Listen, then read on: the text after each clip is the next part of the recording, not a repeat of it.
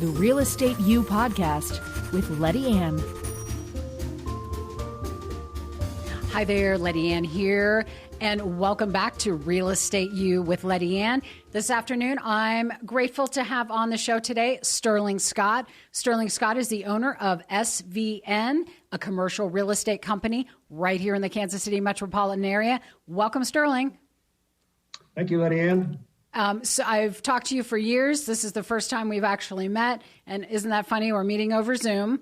Sterling is my go-to referral for commercial real estate because, as Sterling will likely reiterate, residential real estate and commercial real estate are two completely different animals. Not just different animals, but completely different animals. And we certainly don't pretend to know both sides of the fence. So Sterling is my go-to expert when it comes to commercial real estate. Thank you, Letty Ann.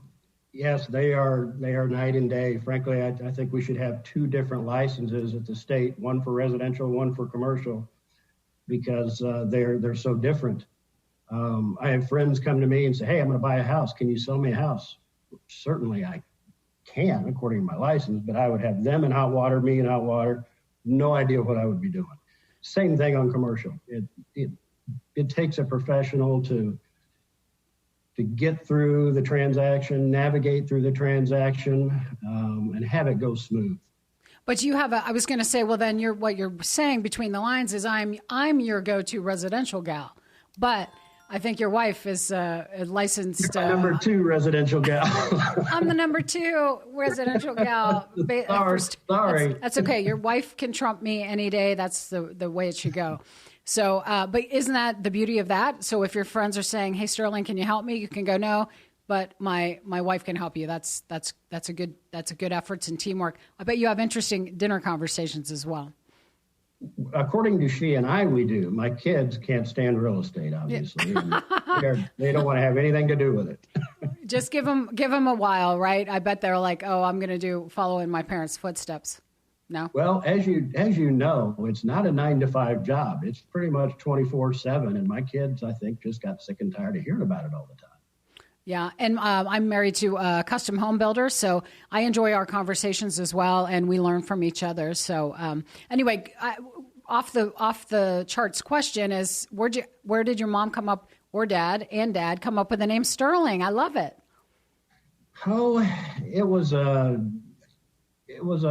family name that they had been fond of and kept going back to, and I'm glad that they named me Sterling, although that technically is my middle name, which caused all kinds of problems growing up. It's really Christopher Sterling Scott. So I could fix it all. I had a son, and I gave him the first name of Sterling, and his name is Sterling Hamilton Scott. So I liked it so much, and my wife liked it so much, we named our son Sterling. I love it. I think it's a great name, too. And if I were to have another son, it might be named Sterling. And we have mutual friends, but we can talk about that later, someone who knows your son. But let's talk commercial real estate. So we've already determined that residential real estate and commercial real estate are completely different animals. There should be two different licenses, but there is simply one. You are very good at what you do. And the commercial real estate world, that could be anything from churches to strip malls to high-rises to restaurants and so on. Now that we're in the pandemic, what's happening with commercial real estate right in the midst of this pandemic? You're right. It entails so many different facets: office, retail, industrial, apartments. There's an investment segment of real estate that just deals with companies that don't want to own their own real estate. They want to lease long-term, your CVS, Walgreens, Wendy's, Taco Bell, et cetera. Land, so many different segments. And they're all going different directions. Retail, obviously, you probably read that retail's in trouble, especially big retail. The Amazon effect. Conversely, Amazon distribution facilities has resulted in industrial real estate seeing big gains. I just had a client in Iowa and a client in St. Louis, same client, looking for warehouse buildings. We're looking for one in Indianapolis right now. And virtually impossible to find. Anything under 30,000 feet that is not junk. If you find it, the price is extremely high because that segment of the industry is doing very well. Office is tough. Big question where that's going because from the work at home. So many people are doing Zoom meetings. I'm at home doing a Zoom meeting this afternoon with you. A lot of small business owners that have office space are revisiting, do they really need it? Big users of office space are revisiting if they need that much space. My daughter, one of my daughters just got out of law school and got a job with Lockton here in town. And most of her time is at home in Zoom meetings. She can go in once or twice a week. So the need for office space is drastically changing. And I think our overall usage of the office space going forward is going to change. I think COVID has changed it going forward. Apartments, they're changing drastically because we continue to build as fast as we can. We do that as an industry. Unfortunately, it doesn't seem to be a disciplined industry because we identify a niche. We've done it in retail. We did it in office. We're doing it in apartments. I think everybody uses the same formula, the same test of how many units need to be built, and they all run out and they build it. And we overbuild the segment. Last guys in get burnt. So that my concern on the apartments is the overbuilding right now. Because what do you think people are doing? They're not renting, or they're switching, they're pivoting to purchase, or a lot of the millennials were wanting to rent, not own, and wanted to be in downtown areas. Starting to see a shift with COVID back out of downtown areas. So the dynamics are changing so fast anymore that it's really difficult to keep up with. Which, given that, I'll do a plug for you and I both here, is exactly why people need to be careful in this world. They need an advisor. They don't need an agent. There's thousands of agents running around out there that are dying to do a deal, and they'll do a deal whether it makes sense or not. People need an advisor, someone to help them. You sent me a referral 6 months ago. I appreciate that. You're welcome. An agent would have slammed a restaurant deal together for your referral, done that deal, and paid some bills. I sat down with him and said, sit tight. You are dealing with COVID right now. You're dealing with government stimulus money, keeping restaurants afloat. Be patient. Wait 6 months.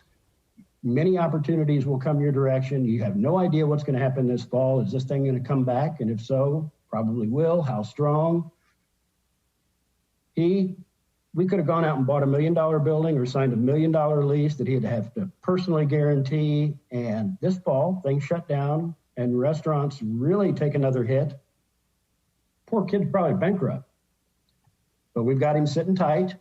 There will be some unfortunate restaurant situations that do not make it, and we will be able to find him a good opportunity to step in when it's safe and he has a good opportunity. So people really need to choose an experienced, seasoned advisor and not go with their friends. Sometimes it's a tough call because everybody's got a friend in real estate. Go with an advisor that's gonna watch your back. you don't know how much I appreciate that. I've said this so many times. We are counselors, real estate. I'll counsel you on real estate. I'll help you through your research phase, which is kind of what you're doing with the referral I gave you with regard to a restaurant. You know, he was in research phase, but he's so anxious to purchase. But let's do our homework. Let's really think about this. I mean, this is big money, and we're not just trying to make a transaction. It's the same on the residential side. I have home buyers that are so excited to buy a home just because they're so excited to buy a home that they're like, we want to write this one up. And I'll say, do me a favor. I want you to sleep on it. And they get upset. They get a little bit upset. What are you talking about? You're supposed to do what we say. Yeah, I'll do what you say. But you also told me, here are all your needs and wants. I'm showing them right here because I carry it around, right? I'm like, we're looking at houses. Here's your needs and wants. There's not one box checked. But you want me to write this up? And they're like, oh, yeah. I said, I'm here to help you focus so you get what you really want. So you're not upset with me in a week or two or a year or two. So I they're not real happy. They go home. I said, just call me first thing in the morning. And you know what? 10 out of 10 times, Sterling, I answer the phone and they go, we just want to thank you. They didn't want that house with the pool. They didn't even want a pool. So, I mean, who you hire matters now. People are really the expert, the full-time, the person in the know, the person who's staying on top of the community and what's happening with real estate, industrial, commercial, restaurants. And I'm going to ask you about churches here in a minute. And there are so many people, I love the way you put it. There's so many people out there that would be happy to, yeah, I'll help you. Yeah, you can buy this house with the pool. And then they're going to hate me in a year. So, or same thing you said with the gentleman. You could have sold him $1 million building. And in 3 months, he starts thinking, oh my gosh, we're really in a pickle now. What'd you do, Sterling? So, I love that you're bringing up all these aspects of commercial real estate because there are so many. So churches, congregations, I don't know how many people are still going to church. And what that means is, what are you seeing when it comes to church properties? They're tough. They have to be struggling. They are. I've got 2 churches that are tenants of mine. Historically, I've loved churches as tenants, just because they're great people, they're very conscientious. They're very timely on rent. They never complain about anything. They don't beat up your property because they're typically there on maybe Wednesday and Sunday. They don't run up water bills, so they're great tenants. And until they hit a speed bump, and COVID threw them a speed bump. One of my tenants has been in half rent since the onset of COVID. The other one is a small church that hasn't felt much, and they have national backing, so they're okay. But it is tough. Banks do not like churches. Because I have been involved in a situation where banks have had to foreclose on churches, and that is a very difficult decision and move for a bank to make. In order to avoid having to make that move, they usually say, we're not interested in funding.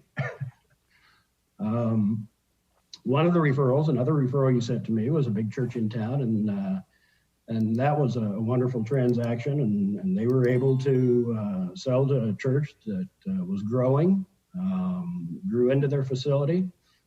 I was able to find a local bank to finance them.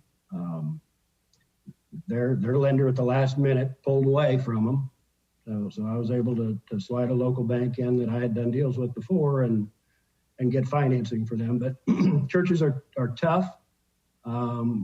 What's headed for churches is hard to say, just because we're seeing the resurgence of COVID again. And people are nervous about getting out. I'm seeing a lot of the churches shift more toward the online services. And surprisingly, and thankfully, it doesn't seem like the giving is down that much. You would think that if they're online, then the offerings are way down, but that doesn't seem to be the case. So maybe people are helping them more now than ever before. Because I believe that most churches, you can tithe online or have direct deposit, or you can even tithe via text. So it's very, very savvy that way. So thank goodness for them that they have that going on. Well, I hope they're okay, because everything else is a little scary. So we need the churches to be strong. Right. Indeed. That's a good point. What are you most concerned about in the commercial market, in your opinion? Frankly, it's not the election, because I think here we are, November 11th, and we still don't know a week later who the president is. I think we know who it's going to be. I'm more concerned with the Georgia 2 runoffs than even the election, because there has to be a balance of power. And if there's not, we're in trouble. Real estate is specifically in trouble with a couple of Biden's proposals to increase the capital gains rate and to eliminate the 1031 exchange option. Would probably have about a 20% effect on real estate, commercial real estate values. I do 5 or 6 1031 exchanges a year. That is where somebody has an asset, they have equity in it, and they sell rather than pay a capital gains tax, which is currently 20%, so not too bad. Under Biden, he's proposing 40. Or they eliminate, or they do a 1031 exchange, meaning they sell that property and they go buy a new property. There are tight restrictions. You've got 45 days once you sell to identify what you're going to buy. Then you have 180 days to get it closed. If you succeed in those time frames, then you do not have a taxable gain. You roll your gain into the exchange property. Huge business. Huge transaction volume for the investment side of commercial real estate. Like I said earlier, your Walgreens, your CVS, McDonald's, Wendy's, all of the big franchise organizations that want their money in operations rather than real estate, they do long-term net leases. Those are all exchanged between investors for various reasons. And that's the same on the residential side as well. Anyone with an investment property on the residential side, if they sell that, take their equity, purchase another investment property, again, investment for investment, they don't have to pay the capital gains. So that would affect our business as well, meaning our residential as well as commercial. Yeah. So those two runoffs, in my opinion, are extremely important. If the Democrats take both of those, they take the presidency. Biden's going to push through a lot of his overly aggressive policies that are going to have a dramatic negative impact on commercial real estate, residential real estate. I think the economy. If the Republicans keep those two, they will keep the Senate, and they will be able to keep his policies in check, which is, that's good for our system. For one side to control the whole party, we generally get ourselves in trouble, no matter whom it is. So that's the biggest concern I have in the near future. And with just the couple of minutes we have remaining, tell us what you're most confident in or you're most optimistic about when it comes to commercial real estate in the next 2 or 3 months. Well, it's going to be interesting from my world, because for the first time in 30 years of real estate, I can devote full time to it because I'm now an empty nester. So I'm very interested to see how I'm going to do as a full-time real estate agent. Because you're doing I've done pretty well part-time because I've had 3 kids and coaching and outdoor activities and hunting and fishing, and we've been extremely active with our kids. But we had 1 graduate law school this year, 1 graduate college, 1 go to college, and 1 get married. So 2020, while it's had its COVID craziness, also had a lot of interesting activities going on in the Scott household. So I'm really interested to see how I'm going to adapt to 2021. Yeah, you're very blessed indeed. We are. So, and just quickly, I know we're just about to wrap it up here, but today I spoke with a real estate agent, friends of mine, one in California, one in Colorado, and one in New York City. Each of those states, each of their practices, they were completely shut down from March 17th to June 22nd. So unless there was a transaction in motion that they could, okay, that can close, but you cannot show properties, you cannot list properties. I mean, the industry was shut down in those states. Do you feel that could happen here? It did happen here in 2020. We were shut down. I went to the lake, painted the lake house, and did lots of chores down there because we were done. But I meant in our real estate industry, we were still deemed essential. In those states, they were not deemed essential at all, even though there was a stay-at-home order granted. But they were not, their business was not deemed essential, as we were essential here in Kansas and Missouri. There was a little more activity on the residential side, but commercially, people were not looking to lease properties. They weren't looking to buy properties. So we were shut down. Gotcha. From April until July. July, everybody, it was like the light switch came on, everybody grabbed their mess and said, we got to go to work. And ironically enough, with that shutdown and the elimination of a couple of months, 2020 ended up being my best year in the last 30 years of real estate, which is really strange. But you're not the only person to say that. I hope it continues into 2021. I think we're going to have a lot of serious issues to deal with. Hopefully we learned the first time around how not to deal with them. We are people helping people because that's really what we do. We do consult and we are advisors, and we are in the relationship business to help others. So I know I feel rewarded, and it's just such a rewarding industry, and I love how you take it so seriously. And I know if we are not deemed essential in the coming months, I'm going to the Sterling Scott Ranch down at the lake. Now I know where to go if I'm shut down. So in my world, it's wonderful because I can still work on my computer and my phone. Unfortunately, my wife gets upset because she's got to come home and show. That's right. It's a little easier. It's easier for me. Well, thank you so much for being on our show today. I really appreciate your time and your information, and we'll see what happens in the coming months. I hope you'll come back and be on another episode. You bet. Sounds great. Thank you, Letty Ann. Awesome. So thank you all for watching another episode of Real Estate U with Letty Ann. If you like what you're seeing today, please tune in and subscribe to our YouTube channel, Letty Ann and Associates Real Estate Services. We'll see you on our next episode.